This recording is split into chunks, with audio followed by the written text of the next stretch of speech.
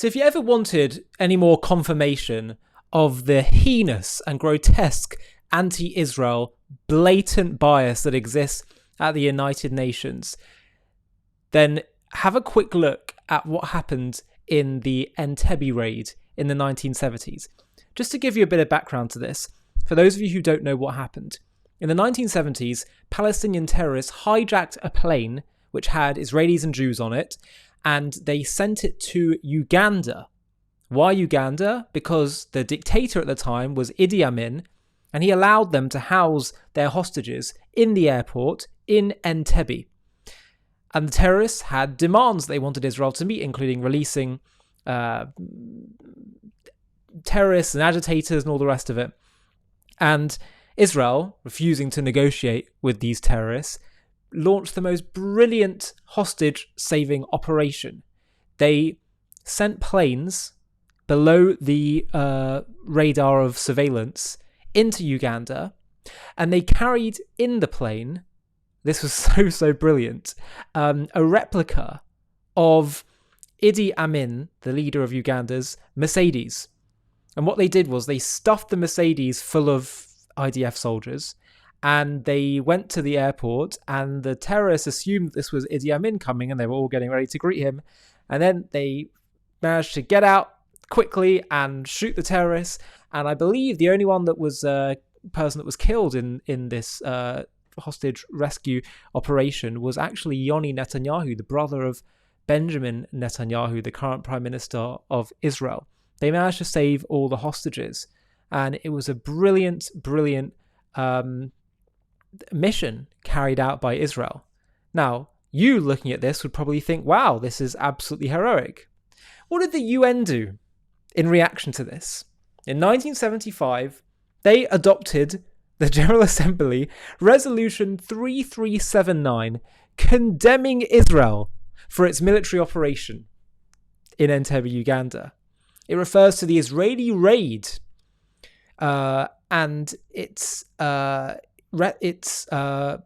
says that they tried to, obviously were trying to rescue hostages, but they say it was in violation of international law and sovereignty.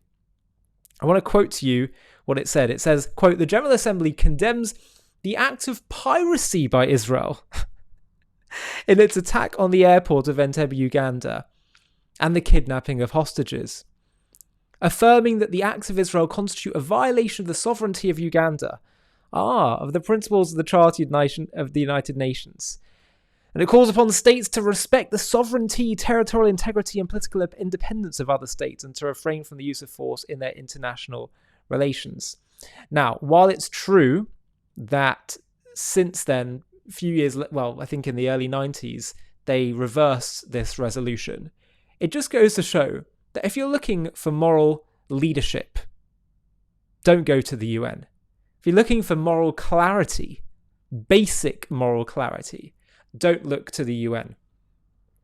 They have passed more resolutions condemning Israel than, and certainly in recent years, than all other countries combined.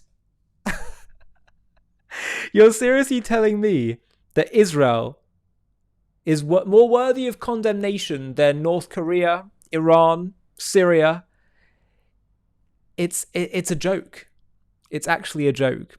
And I'm sharing this with you because it's important that we remind ourselves of this and not seek this kind of body as a source of moral validation.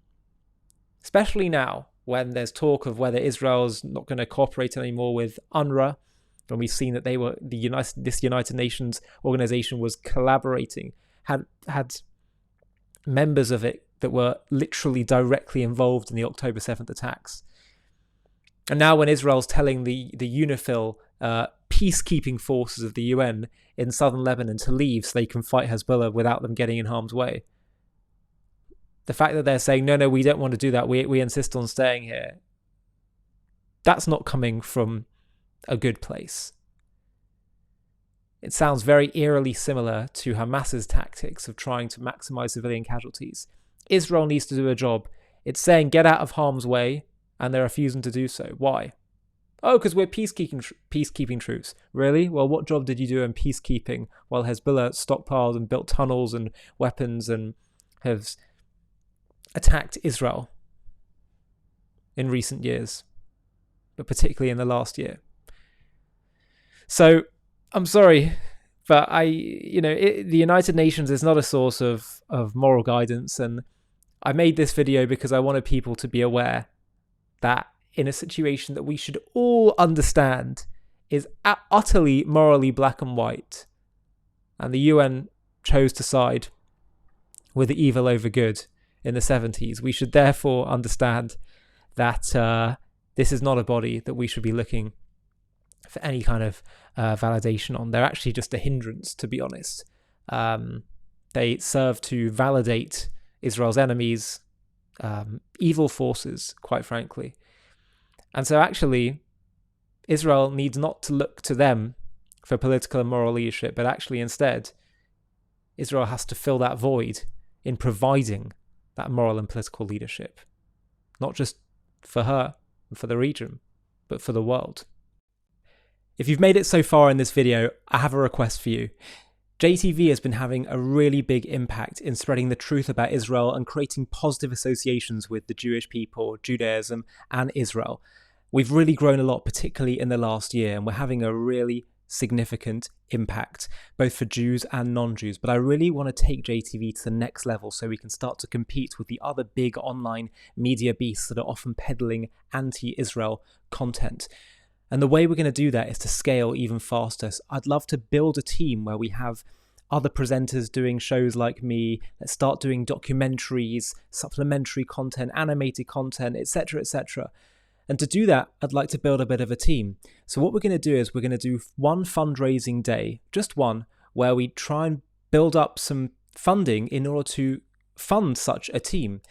Now, to do that, it's going to obviously require people to get involved. And I'm wondering if you would consider, if you're watching JTV content and appreciate what we do and want to help partner with us in taking this to the next level and spreading the truth farther and wider than ever before, I wonder if you'd consider partnering with us simply by running a page, a mini page on the fundraiser that we do, where you just reach out to your contacts on that day that we choose to fundraise and see if they'll all chip in.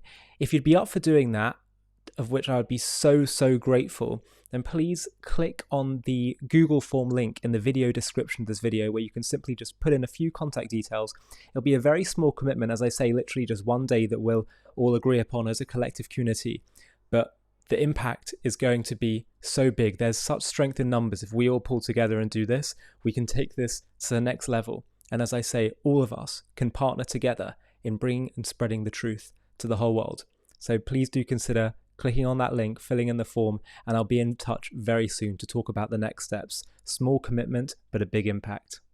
Hi, thank you so much for watching. To watch another one, click here. To stay up to date with all our content, click here to subscribe. And if you're able to, you can help support JTV to grow and grow by clicking join below this video, where you can become a member and get perks including early access to videos and private live discussions with me. But most of all, you'll be partnering with us on our mission to change the world.